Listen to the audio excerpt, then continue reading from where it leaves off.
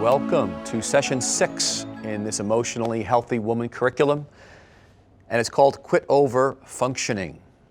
So Jerry, let's begin by, why don't you define overfunctioning? Overfunctioning is doing for others what they can and should do for themselves. And this was huge for me. I think it's a difficult one because it gets disguised as caring, especially in our churches and in families. And actually in our churches, we even reward it. As a classic overfunctioner myself, and when I would get into things over my head, then I wanted another overfunctioner to come over and bail me out. And so we reward others for actually bailing us out, so to speak. But here's a little story to kind of illustrate what it looked like in my own life. We really enjoyed doing hospitality in our home. And especially Pete, he loves having people come and stay over. I mean, I enjoy it too. It's just that he's easier with the like, yeah, everybody come, anytime, any place, whatever. So he would say, hey, let's have so-and-so come. And they'd come, and whether it was a meal or many times overnight, we had lots of people passing through our home overnight. So I'd say, okay, and then I would prepare the house, and I would prepare the meal, and I would prepare the sheets, and I would prepare the room, and then this would happen over and over again. And you clean up. And then I would clean up. And so then I finally said, I don't think I want to do this anymore. And so I remember him saying one time, hey, let's have so-and-so over. And I said, that's fine, that's great. We can have so-and-so over, but you will prepare the meal, and you will prepare the room, and you will change the sheets, and you will clean everything when we're done.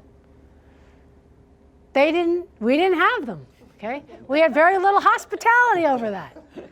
And so I definitely was a classic overfunctioner. I still have to be careful about it, but I overfunctioned for him. I mean, I think the reason he was able to do the job of 2 to 3 people where he worked was because I was doing his job at home. So since I'm overfunctioning for him at home, he can underfunction at home. And by the way, underfunctioners never change. The relationship of where you find an overfunctioner, you will always find an underfunctioner. And that system will never change. That relationship will never change unless the overfunctioner changes. So I realized I needed to change because I was overfunctioning everywhere. I overfunctioned for my kids in simple ways that were painful. They're dependent on me to wake them up and now they're in junior high and senior high. I don't need to be waking up 2 and 3 and 4 times. So I said, I'm going to stop. When I said to my daughter, I remember she was like in 7th grade, when I really became aware of my overfunctioning in all these areas, I said, okay, honey, tomorrow's a new day.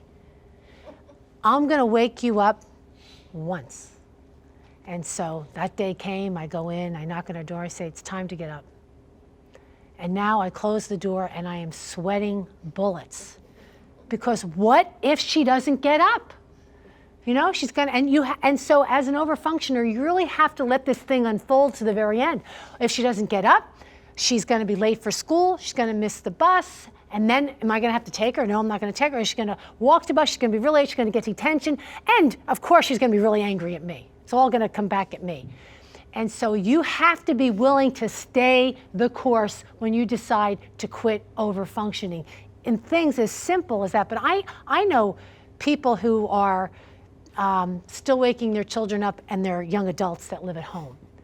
So there's many ways. I overfunctioned in our church in many ways.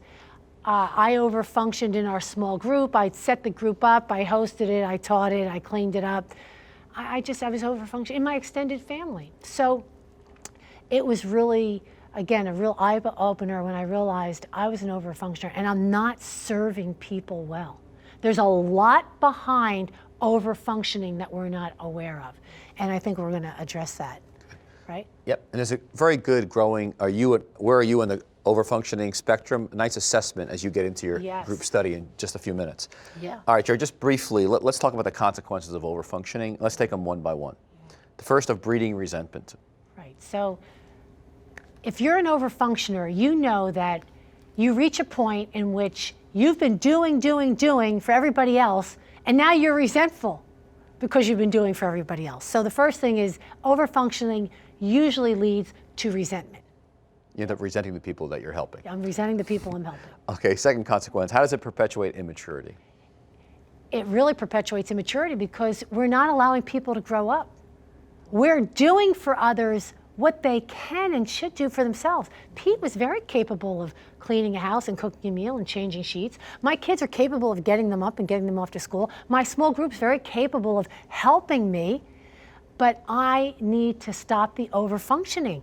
I'm not only hurting myself, I'm actually perpetuating their immaturity by not allowing them to take responsibility. And not just perpetuating immaturity, I'm actually robbing them of a gift. That's great. How does it prevent you? The other consequence, number three, is preventing you from focusing on your own life calling. I usually say to overfunctioners, I ask them this question: what will you do with all the free time you have when you quit overfunctioning for others? That takes up a lot of space, just even anxiety space, worrying space, thinking about it and the doing. So it's the doing, the thinking, the worrying. You will, when you quit overfunctioning, you will have space open up in your life. And a lot of times people are afraid to quit overfunctioning because they don't want to think about their own lives. I have known women who've actually went on to have another child because they didn't know what they would do with their life when the last baby went to school. And so this is a serious spiritual issue about trust and fear. And finally, how does overfunctioning erode your spiritual life? Many times when we overfunction, then we cry out to God to overfunction for us. And Mary and Martha, the story of Mary and Martha is classic. Martha was probably a classic overfunctioner. And you get to a point like Martha did where she's telling Jesus what to do. Jesus, tell my sister to help me. And so I'm not in a good place with God when I'm now telling him. That's not the way our relationship is meant to be. I want to be submitting myself to his love and his will and knowing he knows best, not telling him to get me out of this situation I'm in that I put myself in. All right, let's wrap this up to the last piece, Jerry. How is overfunctioning usually tied to fear and faith? Yeah, and I mentioned that briefly, but a lot of overfunctioning is tied to fear. If you're thinking in your head, if I don't do this, things are going to fall apart, you're probably overfunctioning. So whenever that little phrase comes into your head, if I don't do this, things are going to fall apart, I would pay attention to that and say, God, how do you want to come to me through this? Because we're not the end all. I don't control the universe. He does, and he wants to lead you into overfunctioning can be such a wonderful stepping stone to becoming aware of our control issues.